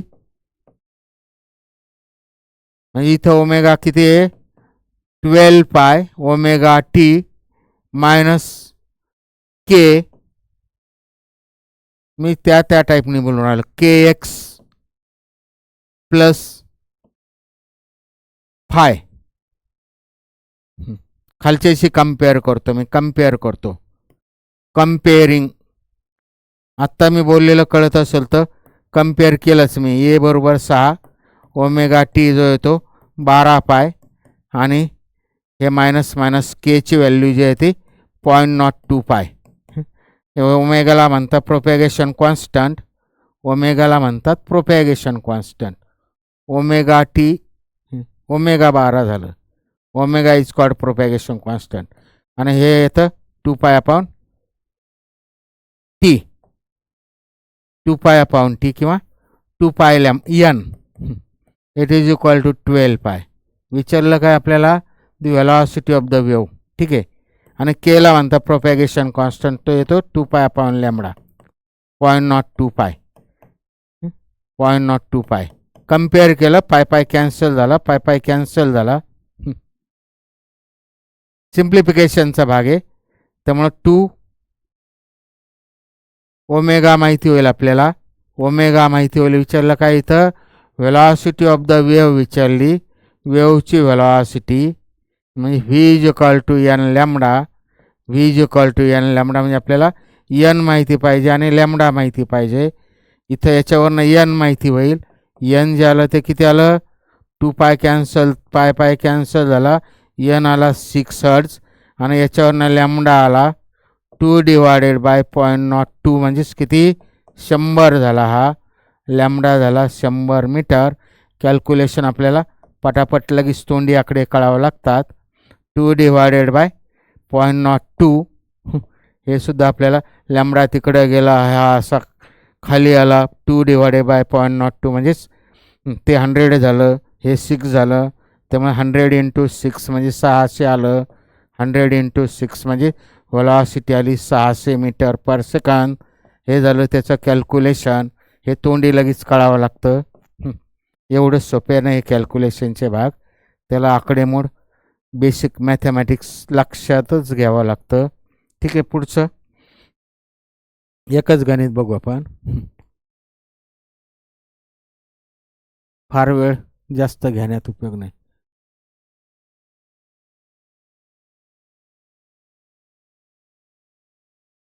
A vessel starts from rest.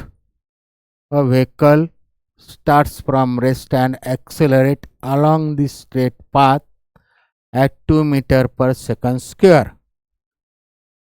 At the starting point of the vehicle, there is a stationary electric siren. थोडं नीट लक्षात घ्यायचं, बेसिकच. हे कॅल्क्युलेशन तुम्ही करायचे, फक्त मी बेसिक बोलतो. इथून स्टार्ट झाली व्हेकल.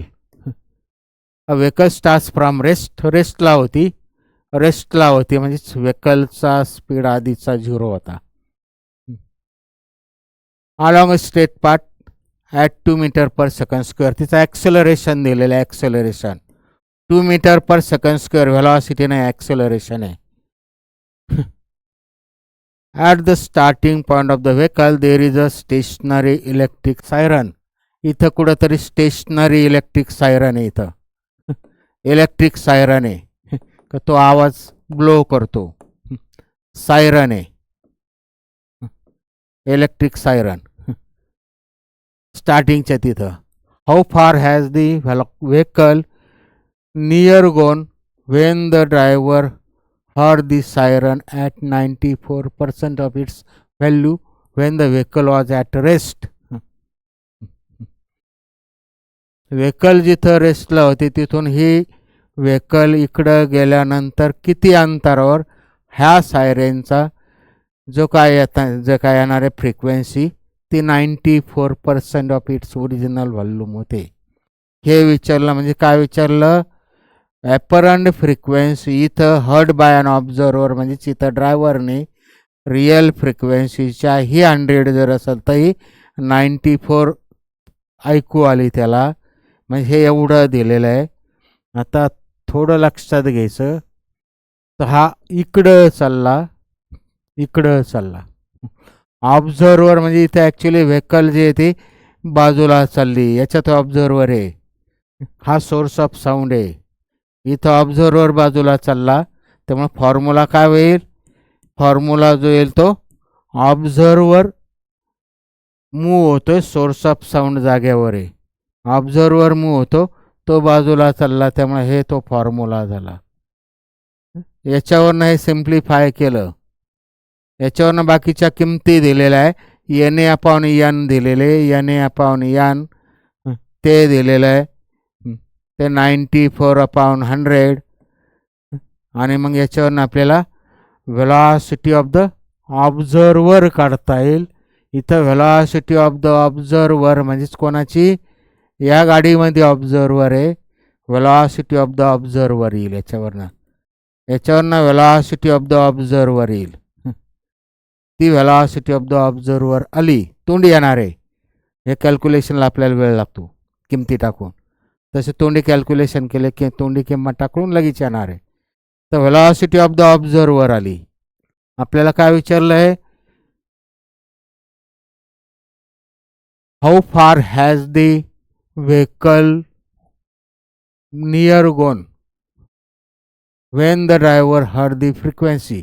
म्हणजे किती अंतरावर त्याला हा असा ॲपरंट फ्रिक्वेन्सीचा आवाज ऐकू येईल. म्हणजे आपल्याला हे डिस्टन्स काढायचं आहे, याच्यातलं आणि याच्यातलं डिस्टन्स काढायचं आहे.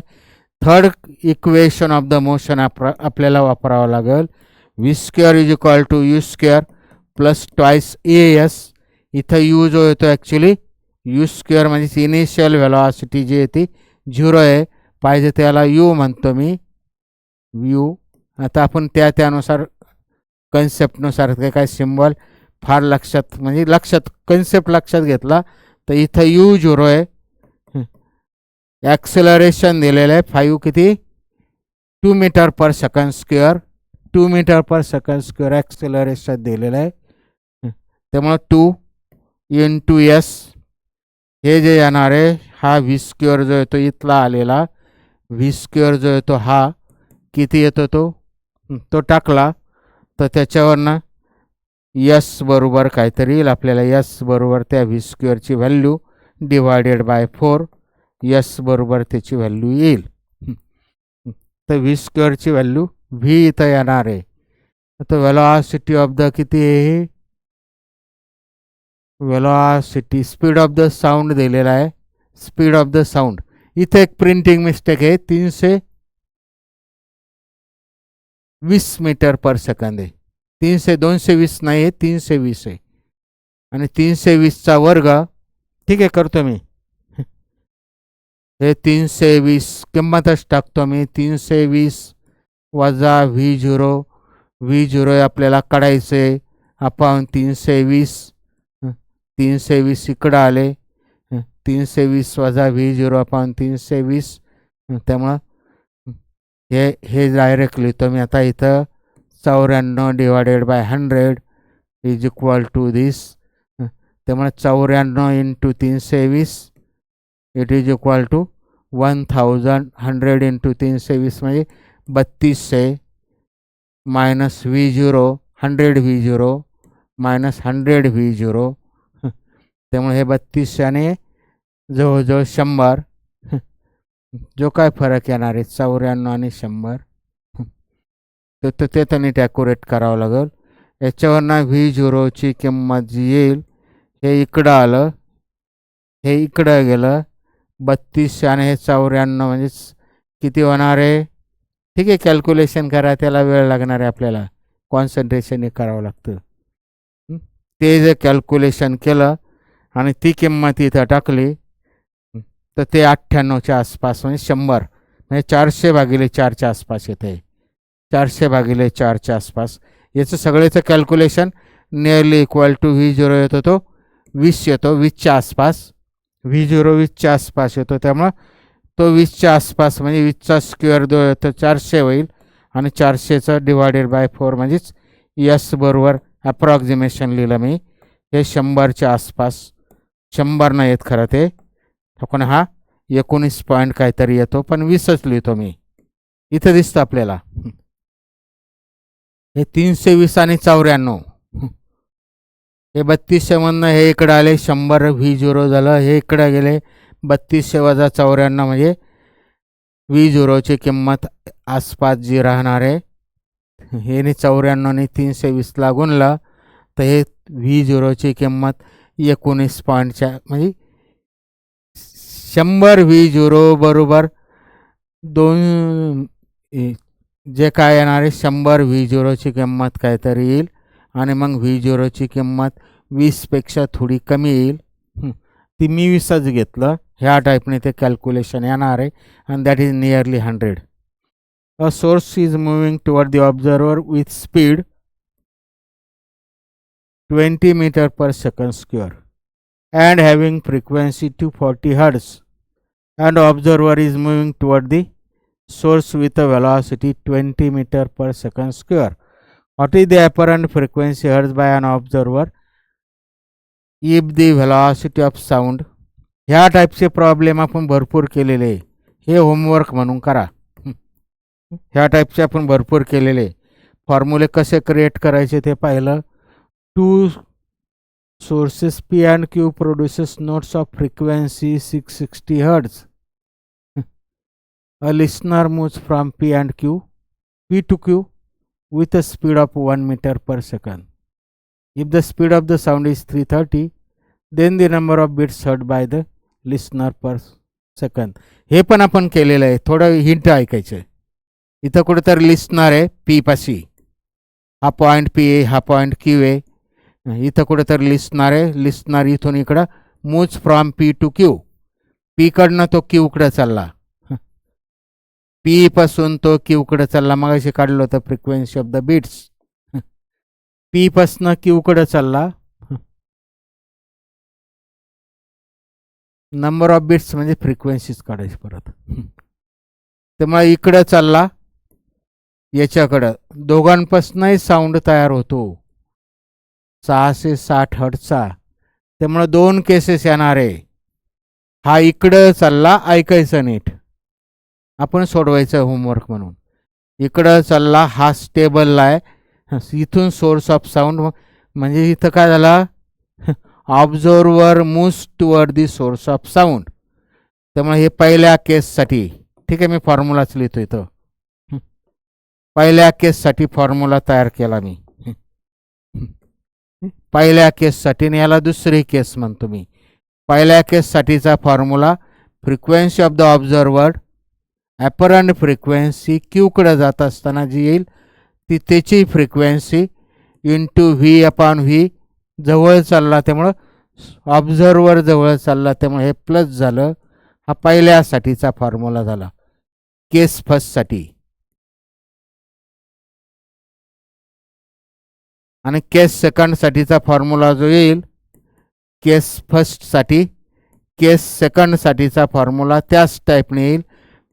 Apparent frequency hertz by an observer when it moves away from P.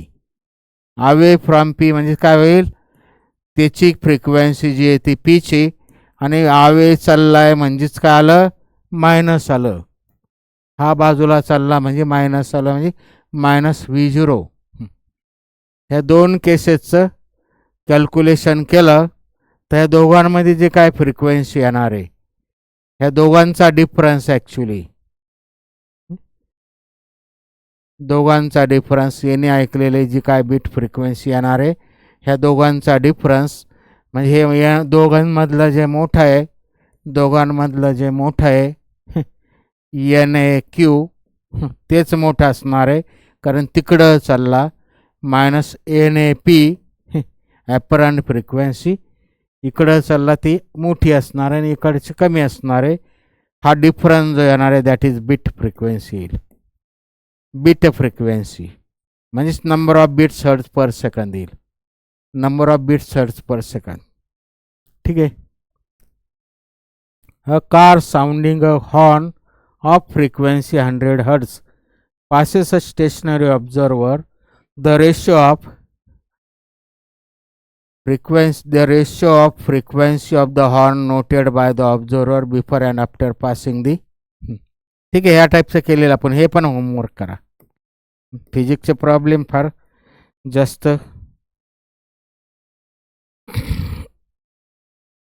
Homework म्हणून करा. अ कार स्टँडिंग, थोडं एक हिंट देतो मी.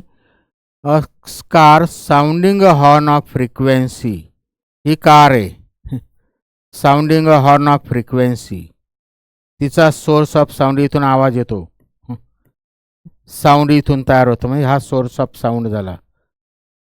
100 हर्ट्जची फ्रिक्वेन्सीचा साऊंड तयार झाला 100 हर्ट्जच्या. Passes a stationary observer. The ratio of frequency of the horn noted by the observer before and after passing the car is. इथं कुठंतरी ऑब्झर्वर आहे, इथं ऑब्झर्वर आहे, कार इकडं चालली, त्यामुळे बिफोर त्याच्याकडे येताना कोणती केस येणार आहे, त्याच्याकडे येताना जे काय येणार आहे apparent frequency hertz by an observer जे येणार आहे. फॉर्म्युला मी नेहमीप्रमाणे लिहून राहिलो. हे आलं जवळ आलं म्हणजेच वाढलं, हे आलं सोर्स ऑफ साऊंड. इथं लिहिलेलं मी ते बेसिक आहे बरं का, आपण ज्या बेसिकनुसार लिहितो ते पुस्तकांमध्ये काही लिहिलेलं असेल कदाचित, आम्ही शब्द वापरतो त्यामुळे काहीतरी लिहिलेलं असतं, त्यांनी त्या बेसिकनुसार त्या टाईपने एक्सप्लेनेशन असतं. सोर्स ऑफ साऊंड जवळ चालला त्यामुळे हा पहिला फॉर्म्युला झाला. आणि इथून ती क्रॉस करून इकडं गेली, कार क्रॉस करून इकडं गेली, ही पहिली केस झाली आणि ही दुसरी केस क्रॉस करून इकडं झाली. त्यामुळे पहिल्यांदा जवळ आलेलं, हे दुसरं बाजूला गेलेलं, त्यामुळे इथली अपरंट फ्रिक्वेन्सी जी आहे ती मी याला फर्स्ट केस म्हणतो, याला सेकंड म्हणतो. ती जी आहे ती बाजूला चालली म्हणजेच काय झालं, बाजूला चालली म्हणजे प्लस होईल ह्या टाईपनी. आणि हा दोघांचा रेशो दिलेला आहे, जवळ जात असेल तर जास्त राहील आणि जवळ चालले म्हणजे लांबच चाललं म्हणजे ॲक्च्युली हाच रेशो दिलेला आहे NA1 divided bye NA apparent 2 हा रेशो दिलेला आहे. दोघांचा डिव्हिजन घेतलं डिव्हिजन घ्यायचं डिव्हिजन पहिल्याला दुसऱ्याने डिवाइड केलं NN कॅन्सल होईल VV कॅन्सल होईल तो रेशो जे येईल तो V plus VS divided by V minus VS येईल. NN कॅन्सल झाला VV कॅन्सल झाला हे वरती जाऊन असं झालं आणि हा रेशो दिलेला आहे 11/9 हा रेशो दिलेला आहे 11/9 इट इज गिवन इथं रेशो दिलेला आहे NA1 divided by NA2 is equal to 11/9 संपलं याचं उत्तर 11/9 बरोबर. हे जे काय विचारलं स्पीड ऑफ द कारचा स्पीड विचारला म्हणजे VS विचारलं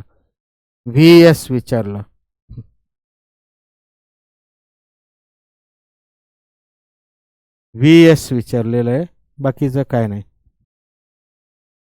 VS विचारलं in terms of the V येणार आहे कारण व्हीची किंमत इथं दिलेली नाही त्यामुळं इथं V in terms of the V येणार आहे. तोंडी आलं हे त्यामुळे 11/9 11V प्लस 11VS बरोबर 9V मायनस 9VS त्यामुळे तोंडी आलं तुम्ही करा. साध्या गोष्टीला वेळ लागतो. ठीक आहे आपण इथं थांबतोय फार वेळ होतो त्यामुळं व्हिडिओ वाढत जातोय जास्त लांबल्यामुळे त्याला फार अर्थ राहत नाही त्यामुळे आपण इथंच थांबतो. पुढच्या सेशनमध्ये म्हणजे उद्याच्या टॉपिक जो येतो आपण सुपरपोजिशन ऑफ द वेव्स हा टॉपिक सुरू करणार आपण. HSC रिलेटेड जे वेव्ह मोशन किंवा हे जे साऊंड होतं साऊंड म्हणजेच वेव्ह मोशनाचे HSC रिलेटेड पुढचा जो टॉपिक आहे तो सुपरपोजिशन ऑफ द वेव्स म्हणजे स्टेशनरी वेव्स याचाच भाग आहे. पुढं स्टेशनरी वेव्स कशा तयार होतात सुपरपोजिशनचं बेसिक प्रिन्सिपल आणि त्याच्यावरनं वेव्हच्या असे अनेक कन्सेप्ट आहे तर त्यामुळे याच्यानंतर आपल्याला तोच टॉपिक घ्यावा लागेल. इथं थांबतो आपण. थँक्यू.